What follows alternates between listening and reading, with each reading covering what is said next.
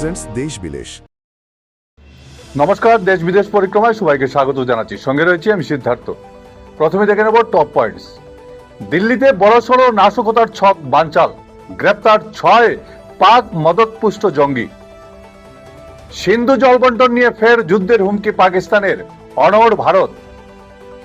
বাংলাদেশের ছাত্র নেতাদের সভায় ভয়াবহ বিস্ফোরণ।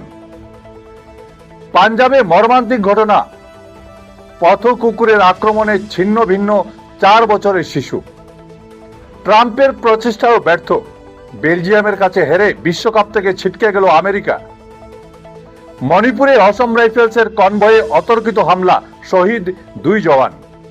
শুরু করছি বিস্তারিত পরিক্রমা। রাজধানী দিল্লি ও পার্শ্ববর্তী এলাকায় ধারাবাহিক বিস্ফোরণের ছক কষেছিল পাক গ্যাংস্টার শাহজাদ ভাট্টির দলের 6 সদস্য। গোপন সূত্রে খবর পেয়ে দিল্লি, পাঞ্জাব ও উত্তরপ্রদেশে চিরুনি তল্লাশি চালিয়ে দিল্লি পুলিশ তাদের গ্রেফতার করেছে। ধৃতদের কাছ থেকে বিপুল পরিমাণ আগ্নেয়াস্ত্র, কার্তুজ এবং পেট্রোল বোমা উদ্ধার করা হয়েছে। রাঁচিতে আরএসএস কার্যালয়ে হামলার ঘটনার সঙ্গে এদের কোনো যোগ আছে কিনা তা খতিয়ে দেখছেন তদন্তকারীরা। সিন্ধু জল বন্টন চুক্তি বাতিলের সিদ্ধান্তে দিল্লি নিজের অবস্থানে অটল থাকায় ফের ভারত বিরোধী সুর চড়ালেন পিপিপি নেতা বিলওয়াল ভুট্টো। তিনি যুদ্ধের হুমকি দিয়ে বলেছেন, জল নিয়ে কোনো আপোষ করা হবে না। অন্যদিকে বিদেশ মন্ত্রক স্পষ্ট জানিয়ে দিয়েছে, সীমান্ত পার সন্ত্রাস বন্ধ না হওয়া পর্যন্ত কোনো আলোচনা নয়। 2025 সালে পহেলগাঁও হামলার পর দিল্লি এই চুক্তি স্থগিত রাখার যে সিদ্ধান্ত নিয়েছিল তাতেই সরকার অনড় রয়েছে। বাংলাদেশের সাভারে জাতীয় নাগরিক পার্টির এক সভায় বক্তব্য চলাকালীন আচমকা বিস্ফোরণে 4 জন আহত হয়েছেন।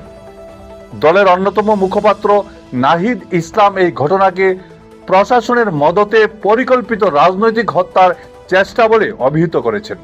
তারেক রহমান সরকারের আমলে ছাত্র রাজনীতির পরিবেশের কোনো পরিবর্তন হয়নি এবং দমনের অভিযোগ উঠেছে বলেও সরব হয়েছেন ছাত্র নেতারা। পাঞ্জাবের তান্দা থানার ওয়ারপুর গ্রামের মাঠে কাজ করা পরিযায়ী শ্রমিক দম্পতির 4 বছরের শিশু কন্যাকে জীবন্ত ছিঁড়ে খেল 60টি হিংস্র পথ কুকুর। টিউবওয়েলের নিচে রাখা শিশুটিকে একা পেয়ে কুকুরগুলি অতর্কিতে হামলা চালায়।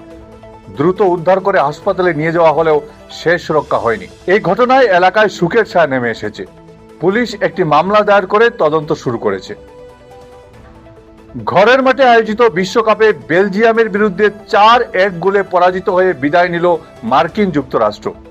মার্কিন ফরওয়ার্ডের লাল কার্ড বাতিল করাতে প্রেসিডেন্ট ডোনাল্ড ট্রাম্প নিজে ফিফা প্রেসিডেন্টকে ফোন করলেও মাঠের পারফরম্যান্সে তার কোনো প্রভাব পড়েনি।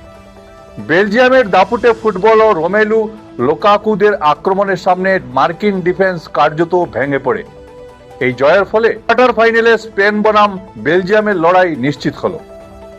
মণিপুরের উখরুল জেলার সাংসাকের কাছে অসম রাইফেলসের কনভয় লক্ষ্য করে আচমকা গুলি বৃষ্টি ও আইডি বিস্ফোরণ ঘটালো অজ্ঞাত পরিচয় বন্দুকবাজরা।